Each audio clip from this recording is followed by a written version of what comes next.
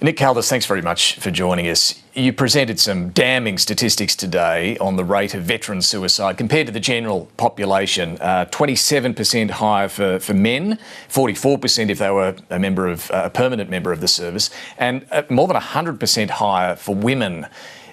Are you able to say why? Why is the rate of veteran suicide so much higher than the general community? I think it's a series of problems that they experience. Firstly, through their service, and then later on the operational experience, and then what happens when they transition out and supposedly go back to a normal civil society. Things are better, and there's definitely an improvement in all the areas we're looking at, but it's nowhere near satisfactory yet. When you look at their service time, what are the factors there? There are a number of things. Firstly, there's the issue of the tempo, if you like, the operational tempo. Certainly during the conflicts in Afghanistan and Iraq, there was a reliance on a particular type of forces. Special forces. An over-reliance. Perhaps. It's not for us to say, but certainly what we have heard from people is that some people were called on to deploy 9, 10, 11, 12 times. That has to take a toll. There's also the issue of people being moved around every 2 or 3 years. And one veteran said to me in a private session, that his friends couldn't make, his sons and daughters could not make friends because every 2 or 3 years they would move and they'd have to start again. So there's definitely an impact on the families, which has also been neglected apart from the individual himself. You also mentioned the recruitment ads today. What's the problem there? We have heard from people in evidence that they felt that the recruitment ads were not realistic and they built unrealistic expectations about what service life was going to be like. Is it clear to you, at least at this point, that serving in the military is a causal factor when it comes to the rate of suicide? We think so, yes. I should stress that we think a large percentage of people have a positive experience from the military service. They leave and they go on to happy, normal lives. But there is a percentage who also have issues, and they're the ones we're obviously trying to deal with. You were sharply critical of both Defence and the Veterans Affairs Department today. I'll come to Veterans Affairs, but just on Defence, how would you describe the way Defence deals with serving members who come forward with complaints of abuse or put their hand up asking for help? We have heard a lot of evidence from people who felt they were immediately ostracised and victimised because they complained. They broke the code of silence. We've also heard a lot of evidence from people who, as soon as they put their hand up and say, I'm not well, whether it's physically or in terms of mental health, they call them lingers. And I was surprised to find that the Defence Act, the Act of Parliament, has an offence in it of malingering. In this day and age, I mean, I'm not sure how you can possibly convict someone of that, but it is a thing that if you put your hand up, you're seen as somebody who's malingering, and there's no real consideration that the complaint might be genuine, that the injury might be real, that the person needs help.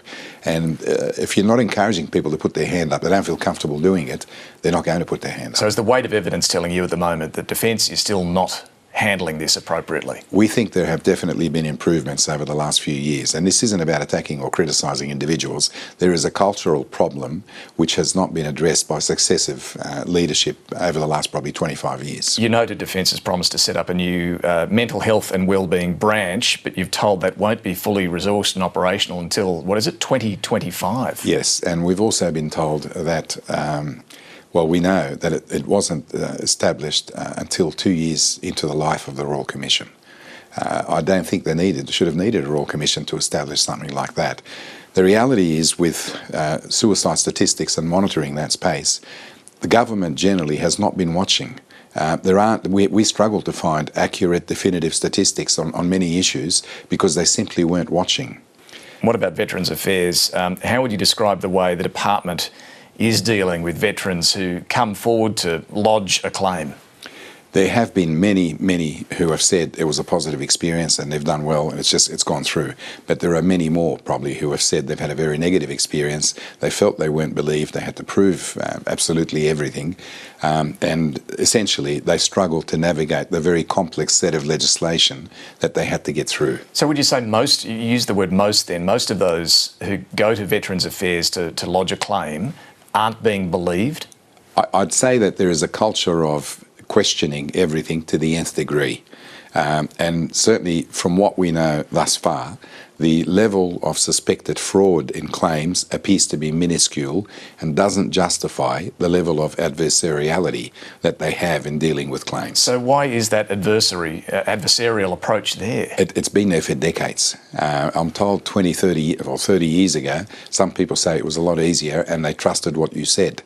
But I mean, I can't think of people who have had injuries such as, missing limbs or serious back injuries that they could have incurred that somewhere else other than work. And there's no dispute often that the injury is real. But if it's mental health? Mental health is problematic. It's very difficult for people to prove that their experience, what they've gone through, has caused those injuries. You have called for a powerful and ongoing independent oversight body to monitor defence, both the Defence Force and the Defence Department and the Department of Veterans Affairs. What exactly would such a body do?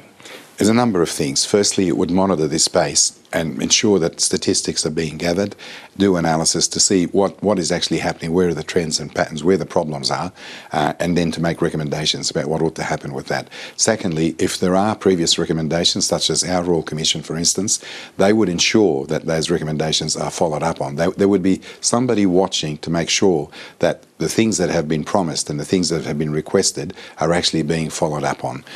The other thing is there is no one at the moment who is watching both DVA and Defence. No one is looking at it holistically to assess the problems that veterans and serving members face. And you mentioned getting information. You've said you've been stymied. The Royal Commission has been stymied from some government departments and agencies and Defence in getting the information you need. That's part of the reason for you going public today. Before you finish this work, just explain to us the sort of brick walls you've hit. There have been many claims of public interest immunity, parliamentary privilege, cabinet in confidence. Basically, every trick in the book has been pulled out at some point to stop us gaining access to documents. Does that tell you that the government and Defence is serious about tackling this problem? I'm not sure if it's Defence or government or who I would blame, but what I would say is that the legal representatives of those government departments and the government generally sort of didn't get the memo. And I have to say, we are not the first Royal Commission to come up against this. We have studied to some extent previous Royal Commissions. Everyone has had this problem. There is almost a knee-jerk or instant reaction by government departments and their lawyers to begin to pull up the fences and begin to deny information using excuses. Nick Kaldas, thanks for joining us. Thanks very much for having me, David.